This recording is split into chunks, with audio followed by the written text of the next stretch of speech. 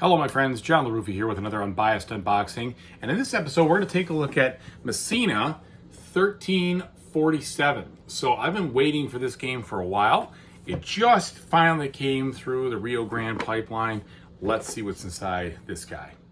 Okay folks, and as usual, please like and subscribe to my YouTube channel so I can continue to grow my fan base.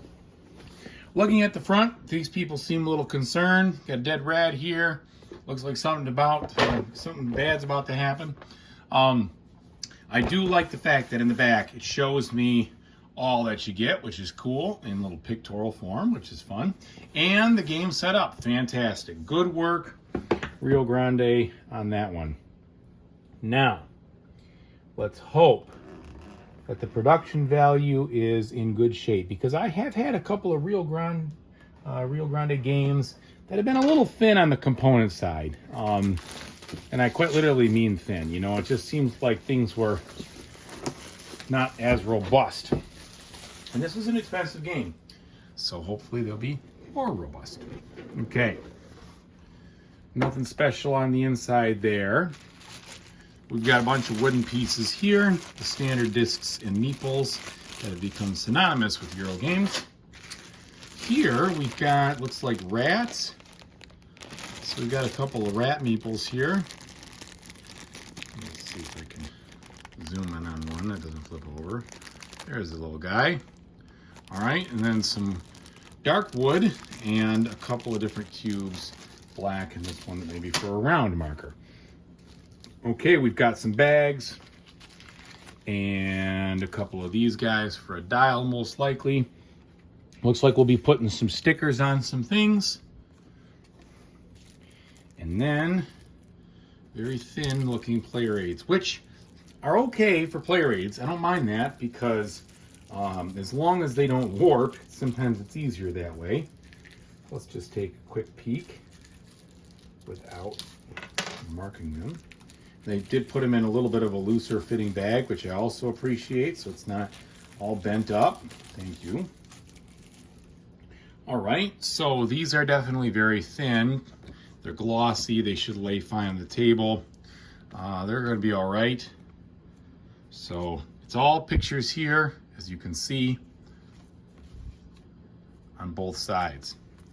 So hopefully the iconography is relatively easy to remember and understand. Okay, now we got the rules here. This is a thick book. Thicker book. All right, and the style kind of reminds me of some other Rio Grande games, and Delicious games, kind of reminding me of underwater cities, maybe a little bit of how this is laid out. So you've got, looks like how you assemble things, the components, the different game setups for different players, pictures of how that setup looks, which does look impressive. The player setup, and then we start on page 7 into the gameplay itself. All right. So I'm seeing plenty of information and some, looks like picture examples, which should be okay. I don't see a ton of word examples, so hopefully that's not too bad, but lots of pictures here. So hopefully that will be not too difficult to learn. All right, we're seeing a lot of information on how to accomplish everything. Advancing registers. There's some an example turn, which is good. I don't mind example turns, which helps. I do prefer my examples laced in, to be honest, just because it's right when I'm thinking about and learning the game. But the example turn is better than nothing. Okay, and then we've got setting up for the next round, the end of game, how to get the winner, the advanced variant, and the solo variant, which looks pretty short, which would be good. That'll probably be easy to deal with.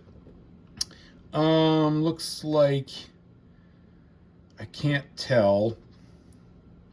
Score 5 points if you match or beat your opponent's position on the... Okay, so it looks like it's a beat your own score. A good score is 130 or 140 if you're playing with advanced variant. So it looks like a beat your own score kind of game. I'm not sure if there's any other ways to up or down the difficulty for the solo. They did give us some rule reminders, some setups, and some game icons in the back, which is cool. I'm appreciative of that. All right, now we're getting into the components proper. So I'd say this is medium thin cardboard here.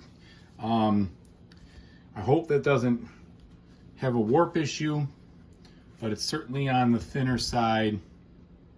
And these look to be double-sided with an A side and a B side. This one says A, and then B is over here. Don't know what the difference is, but we've got, you know, the A and the B again.